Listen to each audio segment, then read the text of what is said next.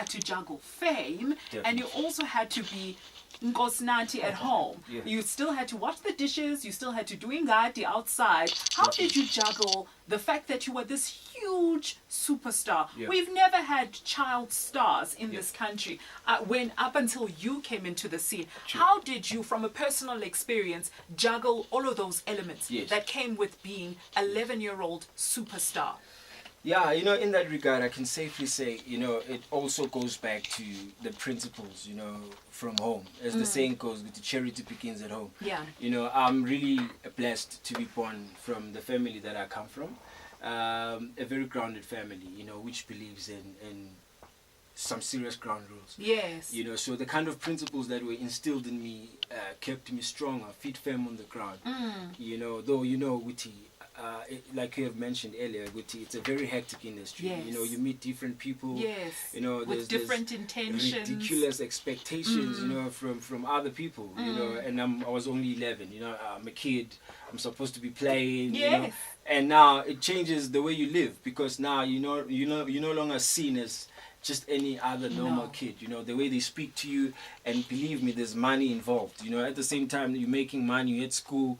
Hey, it gets really hectic, but I would like to give kudos to my family, my dad, my mom, you know, for always, you know, reminding me that, you know, at the end of the day, you Nkosinathi, you know, so you cannot choose what the industry is made out of you. Yeah. You know, you need to remain stable, feet firm on the ground, so that you can be able to sustain yourself. And I think from that, I've learned to be humble. I've learned to take whatever comes my way. You know, it hasn't been easy. There's been good and the bad, you know, but I managed to live through and through. Yeah. Let's talk about the very first big paycheck that you got, because I'm trying to think in the mind of an 11-year-old. Sure. 1,000 rand is a lot of money, but you were bringing a lot of money, life-changing money, money that changed your family, money that changed, you know, you.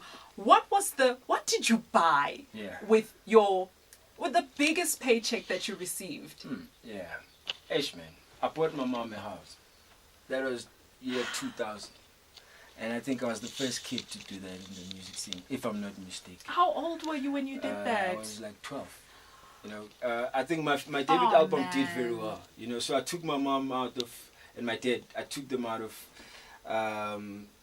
Amasaga, you know. Yeah. And I gave them a better life, you know, took my sisters to school. You know, so thank you, South Africa. You know, it's been a very interesting journey, you know. So yeah, I've been very blessed, you know. Even after that, we did Undisputed, Zambia No Cheaper. Still, that was productive. I did Sawawa and myself. It was productive. I did Zambia No Mshoza.